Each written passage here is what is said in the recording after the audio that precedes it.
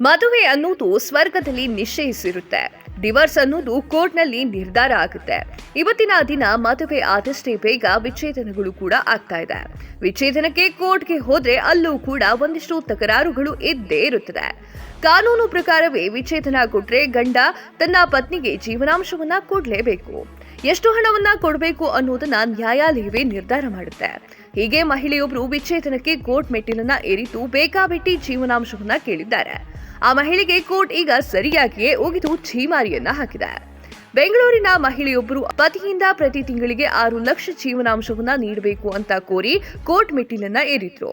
ಕೌಟುಂಬಿಕ ನ್ಯಾಯಾಲಯ ನಿಗದಿಪಡಿಸಿರುವಂತಹ ಜೀವನಾಂಶದ ಮೊತ್ತವನ್ನ ಹೆಚ್ಚಿಸಬೇಕು ಅಂತ ಕೋರಿ 46 ವರ್ಷದ ಮಹಿಳೆ ಹೈಕೋರ್ಟ್ಗೆ ರಿಟ್ ಅರ್ಜಿಯನ್ನ ಸಲ್ಲಿಸಿದ್ರು. ಅರ್ಜಿದಾರರಿಗೆ ಪೌಷ್ಟಿಕಾಂಶಯುಕ್ತ ಆಹಾರ ಬೇಕಿದೆ. ಈಗ ಅವರು ಹೊರಗಡೆ ಊಟ ಮಾಡುವಂತೆ ಆಗಿದೆ. ಊಟಕ್ಕೆ ತಿಂಗಳಿಗೆ 40,000 ರೂಪಾಯಿ ಬೇಕಾಗುತ್ತದೆ. ಅದನ್ನ ಗಂಡ ಮಾತ್ರ ಪ್ರತಿದಿನ ಬ್ರಾಂಡೆಡ್ ಬಟ್ಟೆಗಳನ್ನ ಧರಿಸ್ತಾ ಇರ್ತಾರೆ. ಅವರ ಪತಿ ಧರಿಸಿರುವಂತಹ ಶರ್ಟ್ ನ ಬೆಲೆ 10,000 ಇದೆ. ಆದ್ರೆ ಅರ್ಜಿದಾರರ ಮಹಿಳೆ ಹಳೆ ಬಟ್ಟೆಯನ್ನ ಧರಿಸಬೇಕಿದೆ. ಬಟ್ಟೆ, ಸೌಂದರ್ಯ ವರ್ಧಕ, ಔಷಧಿಗಳ ವೆಚ್ಚಕ್ಕೆ ತಿಂಗಳಿಗೆ 60,000 ರೂಪಾಯಿ ಬೇಕು ಅಂತ ತಿಳಿಸಿದ್ದಾರೆ. ಈ ಮಾತಿಗೆ ಕೋಪಗೊಂಡ ನ್ಯಾಯಪೀಠ, ನೀವು ನ್ಯಾಯ ಪ್ರಕ್ರಿಯೆಯನ್ನ ದುರ್ಬಳಕೆ ಮಾಡಿಕೊಳ್ಳುತ್ತಿದ್ದೀರಿ ಅಂತ ಗರಂ ಆಗಿದ್ದಾರೆ.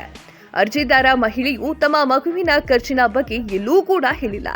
ಆದರೆ ತಮ್ಮ ವೈಯಕ್ತಿಕ ಖರ್ಚಿಗೆ 6 ಲಕ್ಷ ರೂಪಾಯಿಗೂ ಹೆಚ್ಚು ಹಣ ಬೇಕು ಅಂತ ಹೇಳಿದ್ದಾರೆ. ಚೌಕಾಸಿ ಮಾಡಲು ಕೋರ್ಟ್ ಏನು ಮಾರ್ಕೆಟ್ ಅಲ್ಲ ಅಂದಿದ್ದಾರೆ. ನಿಮ್ಮ ಕಕ್ಷಿದಾರರಿಗೆ ಇವೆಲ್ಲ ಅರ್ಥವಾಗುವುದಿಲ್ಲ.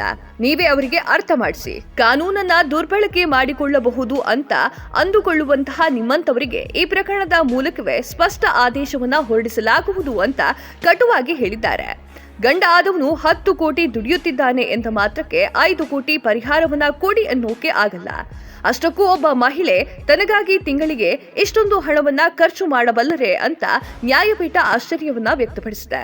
ಅಷ್ಟೊಂದು ಹಣವನ್ನ ಪ್ರತಿ ತಿಂಗಳು ಖರ್ಚು ಮಾಡುವ ಬಯಕೆ ಇದ್ರೆ ನೀವೇ ದುಡಿಯಿರಿ ಅಂತಲೂ ನ್ಯಾಯಮೂರ್ತಿ ಲಲಿತಾ ಕನ್ನಂಘಂಟಿ ಅವರಿದ್ದಂತಹ ಪೀಠ ಕುಟುಕಿದೆ.